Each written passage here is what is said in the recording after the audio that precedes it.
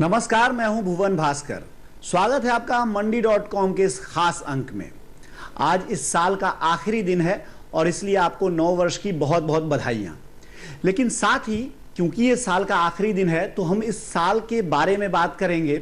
और जैसा हम अक्सर आपको बताते हैं कि मंडी.com का ये अंक हम इसलिए इसको खास कहते हैं क्योंकि महीने में एक बार होने वाले इस खास एपिसोड में हम खेती बाड़ी से जुड़ी कुछ ऐसी बातों पर चर्चा करते हैं विस्तार से और गहराई से, जिनका सीधे तौर पर किसान के आर्थिक और सामाजिक जीवन पर असर पड़ता है।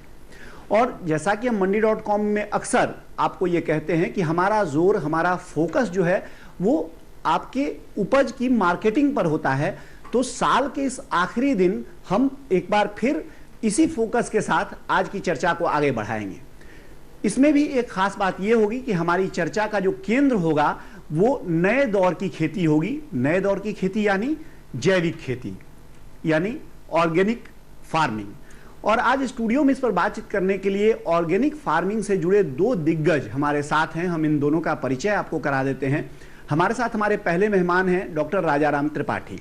डॉक्टर साहब, आपका बहुत बहुत स्वागत है। नमस्कार। डॉक्टर राजाराम त्रिपाठी छत्तीसगढ़ में लंबे समय से, करीब 2 दशकों से ज़्यादा से ऑर्गेनिक फार्मिंग करते रहे हैं और वहाँ माँ दंतेश्वरी हर्बल समूह नाम का एक फार्मर्स ग्रुप है जिसको ये अगुवाई करते हैं। और डॉक्टर साहब की एक सबसे जो बड़ा योगदान इनका रहा है वो ये है कि इन्होंने जैविक उत्पादों के लिए विदेशों में बाजार खोजा है। तो इस बारे में हम डॉक्टर साहब से और ज़्यादा गहराई से बातचीत करेंगे। हमारे साथ जो दूसरे मेहमान हमारे हैं मिस्टर मनोज सहरावत। मनोज जी, आपका बहुत बहुत स्वागत है। मनोज सहरावत जैविक भारत नाम के एक कोऑपरेटिव संस्था से जुड़े हुए हैं, जो संस्था किसानों को जैविक खेती करने के लिए ट्रेन करती है और उसके बाद जो उत्पाद होते हैं उनकी मार्केटिंग के लिए भी आगे प्रयास करती है। चर्चा की शुरुआत करते हैं डॉक्टर साहब आपसे। डॉक्टर साहब, जब हम बात कर रहे हैं जैविक खेती की, हालांकि इस कार्यक्रम के दौरान हम ओवरऑल खेती की भी बात करेंगे, लेकिन क्योंकि आपका एक्सपर्टीज है, विशेषज्ञता आपकी है जैविक खेती में, तो जैविक खेती की बात जब भी हम करते हैं सबसे बड़ी समस्या कहा जाए या चुनौती कहा जाए इसमें मार्केटिंग की है। किसान जैविक खेती तो कर लेता है लेकिन जब वो बेचने जाता है तो उसको उसी पंक्ति में खड़ा किया जाता है जहां रासायनिक खाद, रासायनिक कीटनाशक वाले उत्पाद होते हैं। इस चुनौती से आप कैसे निपट रहे हैं? भुवन जी, किसानों की समस्या की अगर बात करें तो ढेर सारी लंबी लिस्ट है, लेकिन मेरा मानना यह है कि भारत का किसान खेतों में नहीं हारता। अमूमन अगर हारता है तो बाजार में हारता है, और बाजार अपने आप में संगठित है और किसान अमूमन असंगठित इकाई है। अब अगर हम देखें उत्पादन का तो पिछले 6 दशकों में चूँकि हमारे भारत की जनसंख्या बहुत बड़ी है तो हमें प्रोडक्शन का ही नारा दिया जाता था कि किसान ज़्यादा से ज़्यादा अन्न उपजाएं, जिनसे उपजाएं, दूध का पैदावार ज़्यादा करें। लेकिन साथ ही साथ जब बाजार की बात आती है और अंतर्राष्ट्रीय बाजार की बात आती है तो अब सवाल ये है कि कहाँ तक जाएंगे आप, उत्पादन कितना बढ़ाएंगे। 1 एकड़ में 15 क्विंटल, 20, 25, वो एक लिमिट के बाद जाके रुक जाता है।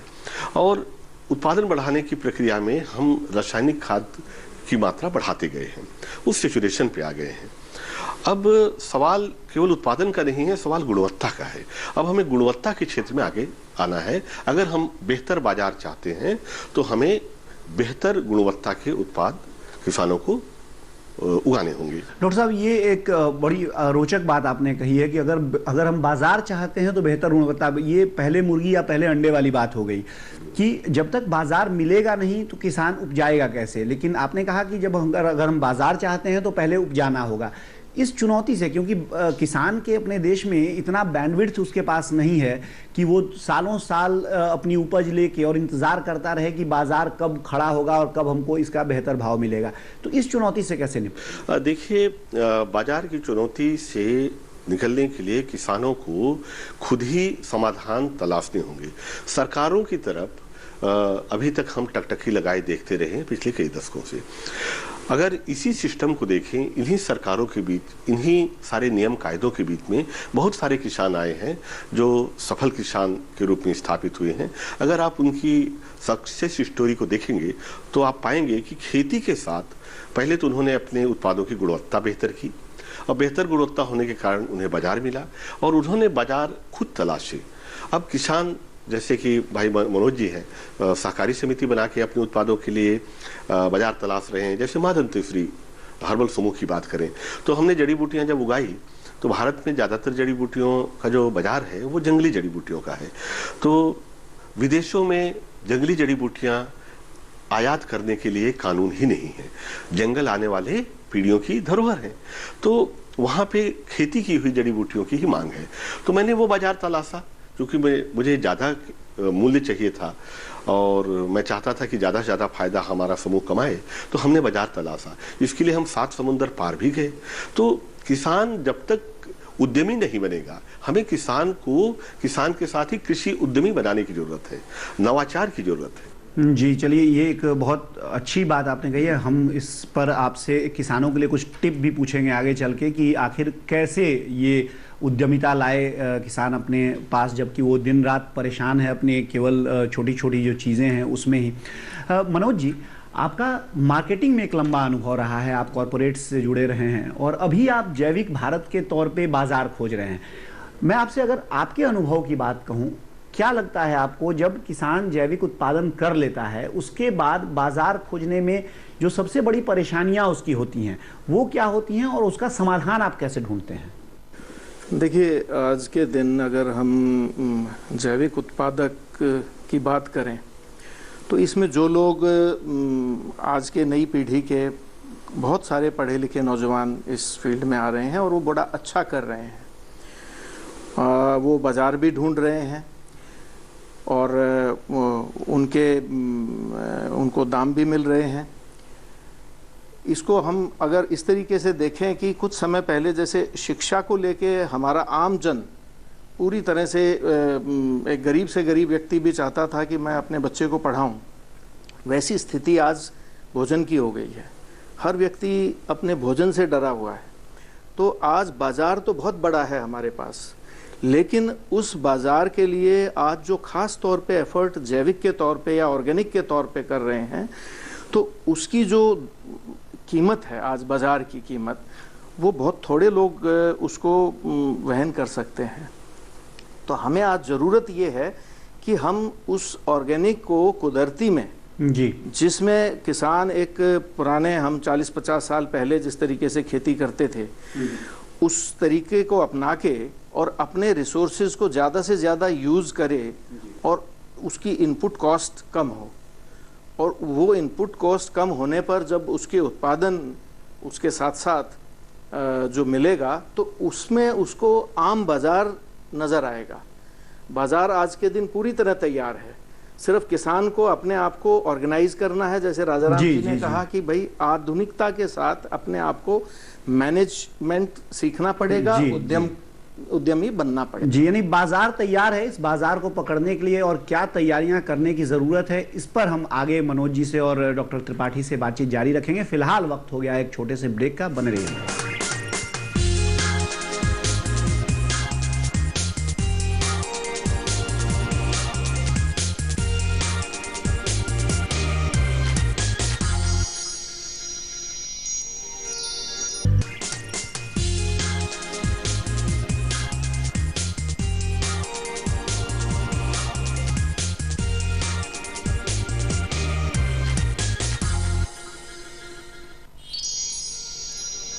एक बार फिर स्वागत है आपका मंडी.com में। हम आज चर्चा कर रहे हैं कृषि उपज की मार्केटिंग की, एक खास फोकस जैविक उत्पादों के साथ। और क्योंकि 2017 का साल सरकार के लिए भी और किसानों के लिए भी एक तरह से देखा जाए तो जैविक खेती के लिहाज से काफ़ी महत्वपूर्ण रहा है और भारत ने एक तरह से एक छलांग लगाई है इस साल। कई सारे एफपीओ, कई सारे ऐसे जो किसान समूह हैं वो जैविक खेती के साथ सामने आए हैं। तो इसी पर हम चर्चा कर रहे हैं और हमारे साथ आज बातचीत में भाग लेने के लिए हैं स्टूडियो में डॉक्टर राजा राम त्रिपाठी और मनोज सहरावत, दो विशेषज्ञ हैं जो कि जैविक खेती की मार्केटिंग से जुड़े हैं। डॉक्टर साहब, ब्रेक पे जाने से पहले जो हम बातचीत कर रहे थे उसी को आगे बढ़ाते हैं। आपने कहा, और निश्चित तौर पे छत्तीसगढ़ के कोंडा गांव जैसी छोटी सी जगह पे आपने जो जैविक जंगल लगाया और उसकी जड़ी बूटियों के कारोबार को जिस तरह से आपने विदेशों में पहुंचाया, 7 समंदर पार पहुंचाया, कोई भी किसान जो हमारा ये कार्यक्रम इस समय देख रहा है उसके मन में पहली जिज्ञासा होगी कि आपने ये किया कैसे, खास तौर से आप इस देश के पहले सर्टिफाइड ऑर्गेनिक किसान भी हैं। तो इस लिहाज से आप किसानों को क्या आप गाइड करेंगे, क्या टिप देंगे अगर कोई जैविक खेती में है और जैसा कि आपने बताया कि मार्केटिंग के लिए विदेश एक बड़ा बाजार है, कैसे आगे बढ़ेगा? देखिए, मेरा मानना ये है कि जब हम WTO में दस्तखत कर चुके हैं तो विश्व बाजार हमारे घर तक आ चुका है और अब हम विश्व बाजार से कतरा नहीं सकते। तो कतराने की जरूरत भी नहीं है। जो हमारे देश में जो हमारी ताकत है, बायोडायवर्सिटी यानी जैव विविधता और जलवायु की विविधता, यानी हम कुछ भी उगा सकते हैं। तो हम अनाज, सब्जियां, फल तो उगाएं ही, साथ में विश्व बाजार में ऐसी चीजें ले जाएं उगा के जिनकी अच्छी कीमत मिलती है, जिससे हमारी देश की अर्थव्यवस्था छलांग लगाएगी। मेरा स्पष्ट रूप से मानना है कि भारत अगर उन्नति के रास्ते पे जाना चाहता है लंबे समय तक के लिए, तो जैविक खेती पर जोर दे और हाई वैल्यू क्रॉप पे, उच्च मूल्य की खेती पे जाए। चूंकि सबसे ज्यादा पैसा जिस सेक्टर में है फार्मेसी, पूरे विश्व का फार्मेसी बाजार धीरे धीरे, फार्मेसी का बाजार हो चाहे कॉस्मेटिक्स का, सौंदर्य प्रसाधनों का है, वो जैविक उत्पादों की ओर जा रहा है। इनको जो रॉ मटेरियल चाहिए वो भारत उत्पादित कर सकता है। तो भारत के किसान खाने पीने की चीजों के अलावा कुछ क्षेत्रों में ऐसी नगदी फसल उगाएं जो सीधे सीधे विश्व बाजार में जाएं, जिनके डॉलर और यूरो में हमें पैसे मिले, और उनको जो गुणवत्ता चाहिए वो हम एश्योर्ड करें कि भाई विश्व की सर्वश्रेष्ठ गुणवत्ता की वस्तुएं हम आपको देंगे, हमें अच्छी कीमत चाहिए। लेकिन यहाँ एक मसला डॉक्टर साहब सर्टिफिकेशन का भी है, और ऐसा माना जाता है, एक परसेप्शन है, एक धारणा है कि ये बहुत ही जटिल प्रक्रिया है और खर्चीली भी है। तो इसके बारे में आप कैसे क्या बताएंगे? किसान जो क्योंकि बिना सर्टिफिकेशन के तो आप कोई भी गुणवत्ता, उसका बाजार में कोई महत्व तो रहता नहीं है, तो सर्टिफिकेशन के रास्ते पे किस तरह से किसान आगे बढ़ सकता है? बिल्कुल सही कह रहे हैं। सर्टिफिकेशन का जो मसला है आम किसान के लिए तो जटिल है, लेकिन एक जो नई पीढ़ी पढ़ी लिखी आ रही है, स्मार्टफोन, मोबाइल, एंड्रॉयड से जुड़ी हुई है, हम इस तरह के ऐप बना रहे हैं कि जिसके जरिए डॉक्यूमेंटेशन का कार्य यानी दस्तावेजीकरण सरल हो और किसान समूह बना के इस काम को आसानी से कर सकते हैं। एक जरूर मुद्दा है कि प्रमाणीकरण जो है उसका जो मूल्य है काफ़ी ज़्यादा है। विदेशी प्रमाणीकरण एजेंसियां हमारे देश में सक्रिय हैं और हमारे देश में जो प्रमाणीकरण एजेंसियां हैं उनकी वो ख्याति या उनकी वो शाख विदेशों में नहीं है। तो धीरे धीरे हम कोशिश कर रहे हैं कि हम अपनी खुद की प्रमाणीकरण एजेंसियां बनाएं और गुणवत्ता के क्षेत्र में जाएं। तो प्रमाणीकरण तो जरूरी है। हमारे देश में जैविक खेती के नाम पे मतलब मामला बड़ा उलझा हुआ सा है। कोई जैविक खेती का मतलब देसी खेती समझते हैं, कोई इसे समझते हैं कि कार्बनिक खेती है, कोई इसे अहिंसक खेती कहते हैं, कोई इसे अपना वैदिक खेती कहते हैं। तो मेरा कहना है कि जब हम विश्व बाजार की बात कर रहे हैं और जो कि हमारे दरवाजे पे आ ही चुका है, तो हम जो होलिस्टिक अप्रोच है, जो वास्तव में पूरे अंतर्राष्ट्रीय जगत को मान्य जो मापदंड है, उस पर हम जैविक खेती करें। और इसके लिए कई संगठन भी आगे आए हैं, सरकार भी जैविक मिशन चलाई है। जी, गुणवत्ता, उसी गुणवत्ता की बात आप फिर कर रहे हैं जो आपने पहले भी जोर दिया था। मनोज जी, जो डॉक्टर त्रिपाठी ने नई पीढ़ी और स्मार्टफोन का जिक्र किया, आपने भी जब हम ब्रेक से पहले बात कर रहे थे तो इसी नई पीढ़ी की बात आपने की थी और आपका कहना था कि ऐसी एक बड़ी संख्या उद्यमियों की आ गई है जो कि अब ऑर्गेनिक के उत्पादों से पैसे भी कमा रहे हैं, बाजार भी है। अब यहाँ मैं आपसे ये समझना चाहूँगा कि जो एक आम किसान है जो मान लीजिए कि जैविक खेती में उतर रहा है, उसके लिए ब्रांडिंग का जो महत्व है उसको वो कैसे पूरा करें? क्योंकि अक्सर हम देखते हैं जब हम जाते हैं सुपर मार्केट्स में, हाइपर मार्केट्स में, तो वहाँ 3 गुने, 2.5 से 3 गुने तक हमको ऑर्गेनिक उत्पाद मिलते हैं, जबकि मुझे नहीं लगता है किसान को भी वास्तव में 2.5 से 3 गुना भाव उसके एंड पर मिल रहा होगा। तो ये ब्रांडिंग का जो इशू है इसको कैसे सुलझाएं? देखिए, इसमें 2 चीज़ें हैं। एक चीज़ तो हम ये माने कि जो हम सर्टिफाइड ऑर्गेनिक जिसको कहें, जिसको अंतर्राष्ट्रीय मापदंड पे मंजूरी है, तो उसकी प्रोसेस जो है वो आज के पढ़े लिखे या कुछ समूह या कुछ ऐसे लोग खेती वो करवा रहे हैं, फिर वो सारा सर्टिफिकेशन करके आगे मार्केटिंग कर रहे हैं। कॉन्ट्रैक्ट फार्मिंग है, इस तरीके के कई सारे पहलू हैं।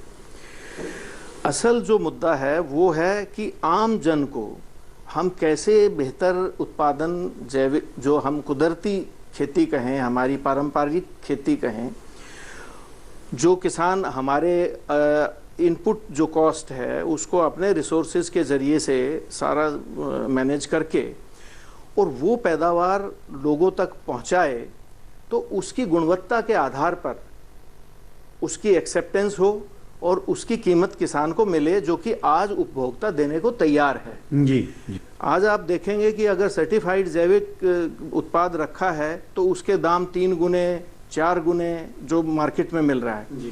तो जानते हुए भी लोग अफोर्ड नहीं कर सकते, उसको खाने में गुरेज करते हैं, बिकॉज जेब उसकी अलाउ नहीं करती। जी जी, यानी आपका कहना है कि दोनों ही तरह से फायदा यहाँ होगा, किसान को ही फायदा होगा, उपभोक्ता को ही फायदा होगा, अगर गुणवत्ता के साथ ये बाजार और ब्रांड का अगर गैप कम होगा। जी जी।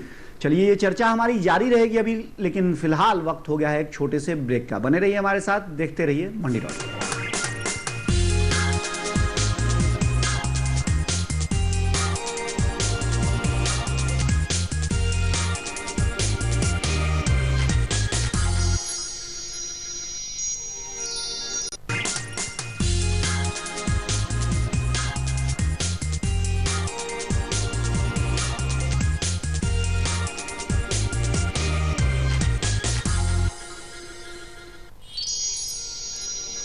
एक बार फिर स्वागत है आपका मंडी.com में। हम बात कर रहे हैं आज जैविक खेती और उसकी मार्केटिंग, यानी जैविक कृषि उत्पादों की मार्केटिंग की। हमारे साथ दो विशेषज्ञ इस क्षेत्र के, डॉक्टर राजानंद त्रिपाठी और मनोज सहरावत बने हुए हैं और इस चर्चा में शामिल हैं। मनोज जी, जिस बात को जो ब्रेक से पहले हमने जहाँ छोड़ा था, फिर से वहीं से शुरू करते हैं। फिर से आपसे एक बार मैं वही सवाल दोहरा रहा हूं कि जो ब्रांडिंग का मसला है वो किसान के लिए कठिन थोड़ा होता है, क्योंकि किसान उपज तो कर ले लेकिन ब्रांडिंग कैसे करे। तो आप अपने किसानों को जैविक भारत के मदद के माध्यम से जब मदद करते हैं बाजार खोजने में, तो इस समस्या से कैसे निपटते हैं? देखिए, आज जैविक भारत का जो एक शुरुआत हुई है उसमें हमने जैविक उत्पाद को जो मार्केट में लॉन्च किया है उसको बड़ा बेहतर रिस्पांस मिल रहा है और हमें ऑलरेडी उसकी फ्रेंचाइज के लिए हमारे झारखंड में, उत्तराखंड में ऐसे एंथुजियास्टिक एंटरप्रेन्योर्स आ रहे हैं, बिजनेसमैन आ रहे हैं जो उसमें अपना इन्वेस्ट करना चाहते हैं। वो एक पहलू बिल्कुल सही है कि हम उसकी सर्टिफिकेशन और ब्रांडिंग कर सकते हैं, लेकिन सबसे बड़ी ब्रांडिंग जो है, जिसके लिए भारत सदियों से जाना जाता है, जो हमारा आबो हवा, जो हमारी मिट्टी जी जिसके लिए बनी है, जी जी, उसको हमने जिस तरीके से बर्बाद किया है प्रोडक्टिविटी के चलते, उसमें केमिकल्स डाला है जी, उसको हमें रिवाइव करने की ज़रूरत है। हाँ, और जैविक खेती से ये रिवाइवल निश्चित तौर पे हम कर रहे हैं। और जो मनोज जी कह रहे हैं, इसका मतलब एक साफ ये भी है, जैविक भारत कोऑपरेटिव का जो उदाहरण उन्होंने दिया है कि जो भी जैविक खेती के लिए किसान आगे बढ़ रहे हैं उनको कहीं ना कहीं समूह में आने की ज़रूरत है, क्योंकि समूह से ही उनको फिर वो ताकत मिलेगी जहाँ की वो बाजार में अपने ब्रांड लेके जा सकेंगे। डॉक्टर त्रिपाठी, आप जो भारत सरकार की किसानों की आमदनी दोगुनी करने की एक नीति, एक घोषणा है, उसकी कमेटी के भी सदस्य हैं और आप इस पूरी प्रक्रिया को काफ़ी बारीकी से देख भी रहे हैं।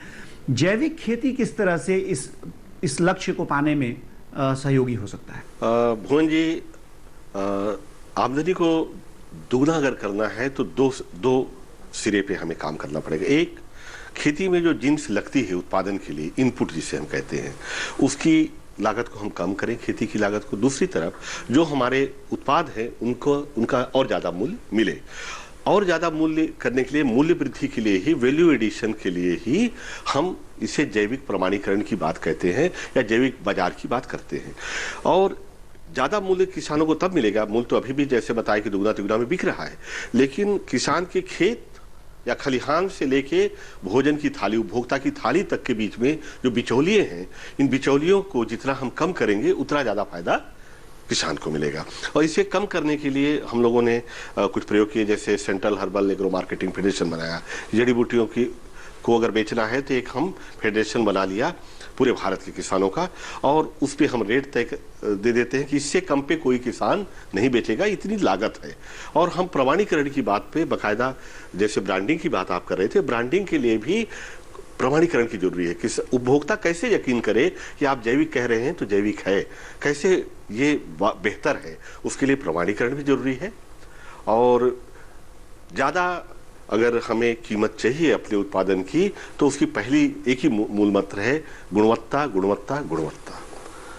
बाजार गुणवत्ता, अगर वास्तव में आपके पास क्वालिटी मटेरियल है तो खरीदार आपके खेतों पे आएगा। आज ये वक्त आ गया है जब कोंडागांव आके लोग, अमेरिका और जर्मनी के लोग आके हर्बल्स खरीद के ले जा रहे हैं, तो मेरा मानना है अगर किसान गुणवत्ता पे खड़ा रहे तो निश्चित से बाजार उस तक आएगा। जो सिक्किम का एक उदाहरण, बड़ा उदाहरण है, जहाँ की पूर्ण जैविक राज्य सिक्किम को घोषित किया गया है और अब भारत सरकार पूरे पूर्वोत्तर को इसी दिशा में ले जाना चाहती है। लेकिन क्या सच में आपको लगता है कि सिक्किम तो छोटा राज्य है, पहाड़ी राज्य है, पूर्वोत्तर की वही स्थिति है, लेकिन क्या पूरे देश में सारे किसान गुणवत्ता के उस मानक को प्राप्त कर सकते हैं जो जैविक खेती से ही मिलता है? भाई भुवन भास्कर जी, 70 साल पहले पूरा भारत जैविक था पूर्णतः, और वर्तमान में किसान को अगर कोई चीज आकर्षित करती है तो बेहतर मूल्य और अच्छा बाजार, ये दोनों चीजें अगर जैविक के साथ जुड़ती है तो हर किसान जैविक की ओर स्वतः जाएगा। सरकार को हाँकने की जरूरत नहीं है, किसान खुद चल के जाएगा। जी, यानी जैविक खेती एक स्वाभाविक, एक नेचुरल प्रोग्रेशन है डॉक्टर त्रिपाठी की अगर माने, क्योंकि भारत पहले जैविक खेती ही करता था, ये कहना है डॉक्टर राजाराम त्रिपाठी और मनोज सहरावत का। आप दोनों का बहुत बहुत शुक्रिया, हमारे साथ आप स्टूडियो में शामिल हुए इस चर्चा में, और वर्ष 2018 की बहुत बहुत शुभकामनाएं आप दोनों को। मैं एक छोटा सा कहना चाहूँगा कि हमारा जो मेन मोटो है इसमें wealthy farmer healthy consumer, that is our mission. जी, बहुत बहुत शुक्रिया एक बार फिर। धन्यवाद। नववर्ष की शुभकामनाएं आप सभी। नववर्ष की और भाइयों को शुभकामनाएं। मंडी.com में आज बस इतना ही। आप सबको एक बार फिर वर्ष 2018 की बहुत बहुत शुभकामनाएं। आप देखते रहिए डीडी किसान। हम आपसे मिलेंगे फिर अगले हफ्ते पूरे हफ्ते की खेती किसानी से जुड़ी कुछ खास खबरों के साथ, और साथ ही देश के किसी एक हिस्से से खेती किसानी की सफलता की एक कहानी के साथ। आपकी राय हमारे लिए बहुत महत्वपूर्ण है। आप हमारे टोल फ्री नंबर पर कॉल कर सकते हैं और अपनी राय दे सकते हैं। साथ ही आप ईमेल के जरिए भी हमें अपनी राय दे सकते हैं। हमारा ईमेल पता है ncdexmandi@gmail.com।